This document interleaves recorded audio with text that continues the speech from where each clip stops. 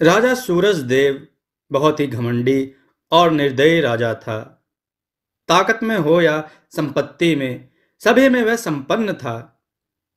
तलवार चलाना, भाला फेंकना और युद्ध विद्या में वह पूरी तरह कुशल था।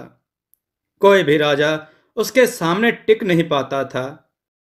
राजा सूरजदेव को अपनी कुशलता पर बहुत घमंड था।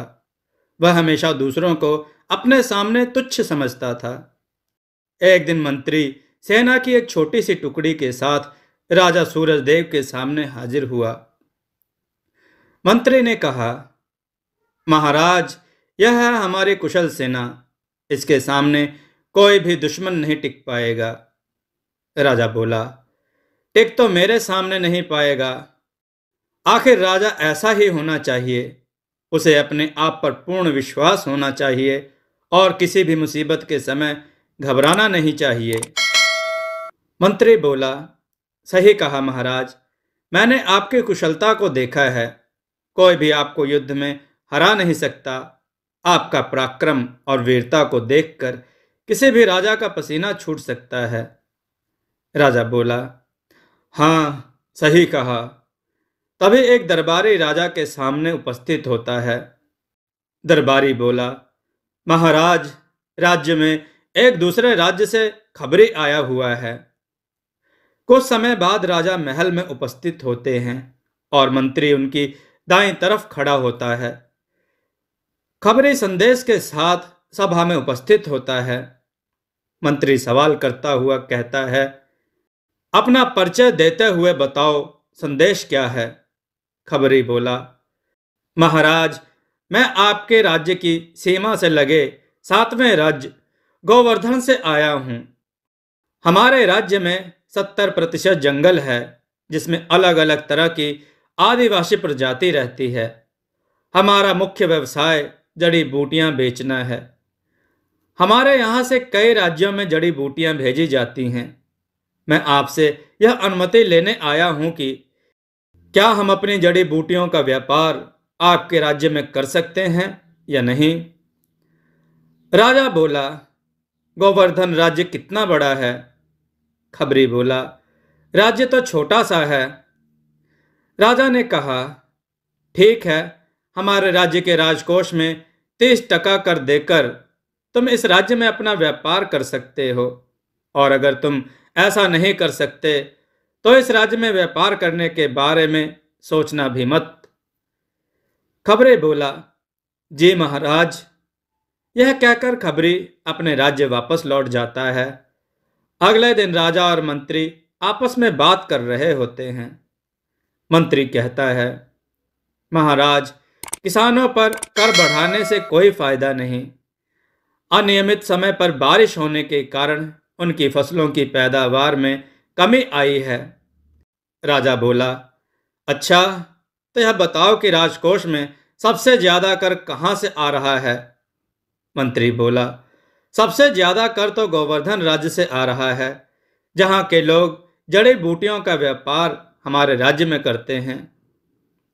राजा ने कहा, क्या, गोवर्धन राज्य? लेकिन गोवर्धन राज्य तो बहुत छोटा सा राज्य है, तो फिर इतना बड़ा कर कैसे चुका सकता है? राजा मन ही मन सोचता है कि इतना छोटा राज्य होकर भी इतना बड़ा कर चुकाना कोई आसान काम नहीं। जरूर जड़ी बूटियों के व्यापार में काफी मुनाफा हो रहा है। इसका मतलब राज्य में काफी समृद्धि है। कुछ समय बाद राजा और मंत्री सभा में बैठते हैं। तभी सेनापति राजा के पास आता है। सेनापति बोला, महाराज, आदेश दीजिए। राजा ने कहा, हमारे राज्य की सीमा के 7वें राज्य गोवर्धन में आज ही आक्रमण करना है। सेनापति बोला, जी महाराज। राजा ने कहा, ध्यान रखना, किसी भी हाल में मुझे गोवर्धन राज्य को जीतना है। अगर तुम इसमें सफल नहीं हुए तो मैं तुम्हें जान से मार दूंगा। सेनापति ने कहा, जी महाराज। यह कहकर सेनापति गोवर्धन राज्य पर आक्रमण करने की तैयारी शुरू कर देता है। पास ही खड़े मंत्री राजा की इस बात से आश्चर्य में पड़ जाता है और कहता है, महाराज, गोवर्धन राज्य से हमारे राजकोष में सबसे बड़ा कर का हिस्सा जमा होता है, फिर आक्रमण क्यों? राजा ने कहा, सोचो, जब इतना छोटा राज्य है और इतना बड़ा कर हमारे राज्य कोष में जमा करा सकता है, तो ऐसे राज्य में कितनी समृद्धि होगी। मंत्री कुछ नहीं बोलता और आश्चर्य की निगाहों से राजा की बात को सुनता रहता है। राजा ने कहा, तुम नहीं समझोगे मंत्री, इसीलिए तो मैं राजा हूं और तुम मंत्री। कुछ देर बाद सेनापति हाँफते हुए राजा के सामने उपस्थित होता है। राजा ने कहा, क्या हुआ सेनापति, इस तरह घबराए हुए क्यों हो? सेनापति बोला, महाराज, गोवर्धन राज्य कोई छोटा राज्य नहीं है। हमारी सेना उनके सामने बिल्कुल भी नहीं टिक पाई और वहां से भाग खड़ी हुई। राजा ने कहा, सूर्य सिंह की सेना और भाग खड़ी हुई? तुम्हें जरा भी शर्म नहीं आई यह बताने में? और सैनिकों को लेकर जाओ और इस बार कोई गुस्ताखी नहीं होनी चाहिए। अगले दिन सभा में मंत्री कुछ देर बाद उपस्थित होता है। राजा बोला, मंत्री, इस तरह मुंह लटकाए क्यों हो? मंत्री ने कहा, महाराज, एक बुरी खबर है। राजा बोला, क्या है बुरी खबर? मंत्री ने कहा, सेनापति और जो सैनिक हमने गोवर्धन राज्य पर आक्रमण करने के लिए भेजे थे वह भाग गए हैं और उनका कोई पता नहीं है। राजा ने कहा, कायर होंगे सबके सब, अब मुझे ही कुछ करना होगा। राजा बोला, मंत्री, तुम जल्द से जल्द सेना इकट्ठी करो और युद्ध की तैयारी करो।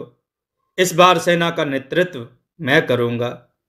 मंत्री बोला, महाराज, आप?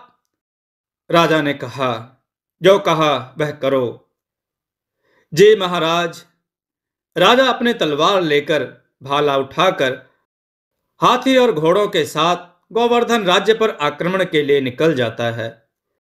आदिवासी लोग राजा की सेना पर भारी पड़ते नजर आ रहे थे।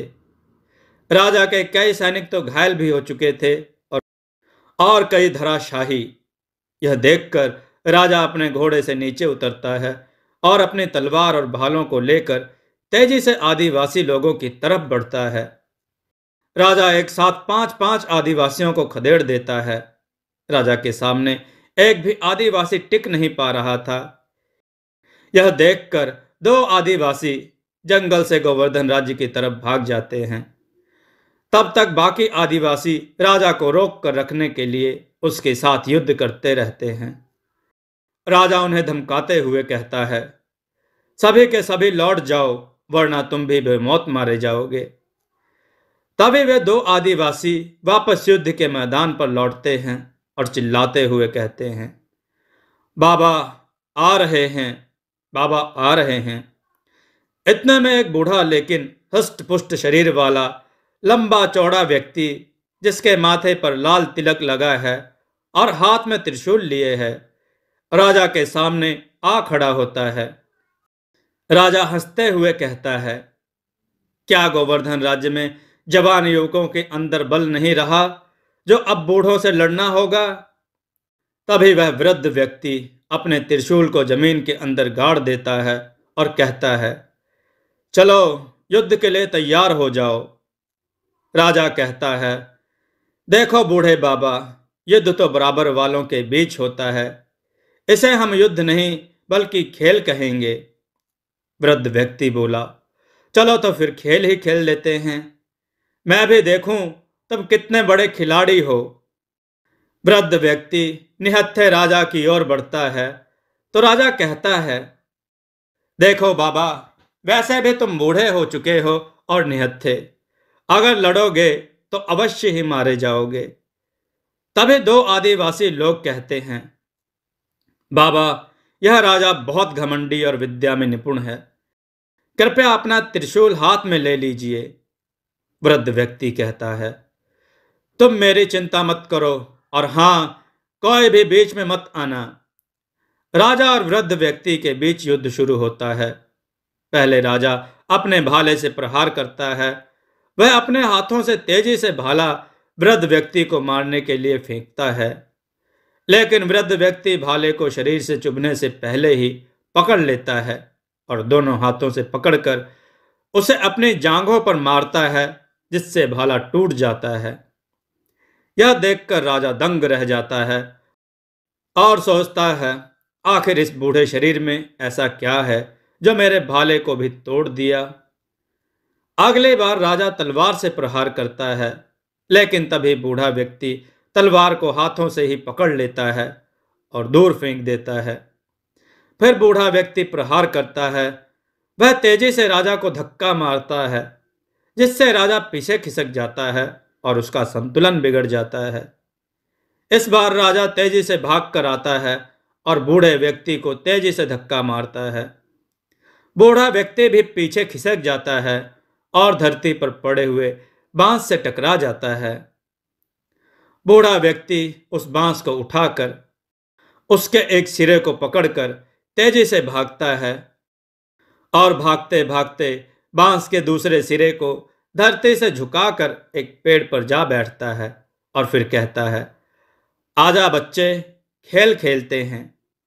राजा को बांस पकड़कर पेड़ पर चढ़ने की कला नहीं आती थी।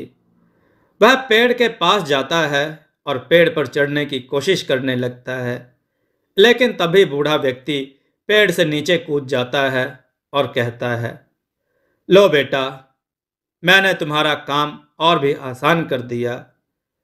राजा तुरंत पास पड़ी तलवार को उठाता है और बूढ़े व्यक्ति पर प्रहार करता है, लेकिन बूढ़ा व्यक्ति एक हाथ से तलवार पकड़ लेता है और दूसरे हाथ से राजा की गर्दन। बूढ़ा व्यक्ति कहता है, बच्चे, आया मजा खेल में। यह देखकर पास खड़े आदिवासी लोग हंसने लगते हैं और कहते हैं, यह है हमारे बाबा, इनके सामने तो कोई आज तक टिक नहीं पाया। राजा के गर्दन पकड़े होने के कारण राजा की आंखें बंद होने लगती हैं और उसे केवल धूल उड़ती हुई दिखाई देती है। कुछ समय बाद सब कुछ पहले जैसा हो जाता है और राजा घुटनों के बल बैठकर कहता है, ऐसी विद्या तो मेरे गुरु राजा प्रताप को ही आती है। बचपन में मैंने उनसे काफी प्रयास किया था इस विद्या सीखने के लिए, लेकिन उन्होंने सिखाने से मना कर दिया था। मुझे माफ कर दीजिए गुरुदेव, मुझसे बहुत बड़ी भूल हो गई। तभी राजा प्रताप कहते हैं, मुझे भी उस समय अपनी ताकत और अपनी सीखी हुई विद्या पर काफी घमंड हो गया था, इसलिए मैंने संन्यास लेने का फैसला लिया और राज्य छोड़कर यहाँ जंगलों के बीच रहने लगा। मैंने यह विद्या तुम्हें इसलिए नहीं सिखाई थी क्योंकि मुझे पता था कि तुम कभी ना कभी इसका दुरुपयोग कर ही सकते हो। राजा बोला, मुझे माफ कर दीजिए गुरुदेव, मुझसे बहुत बड़ी भूल हो गई।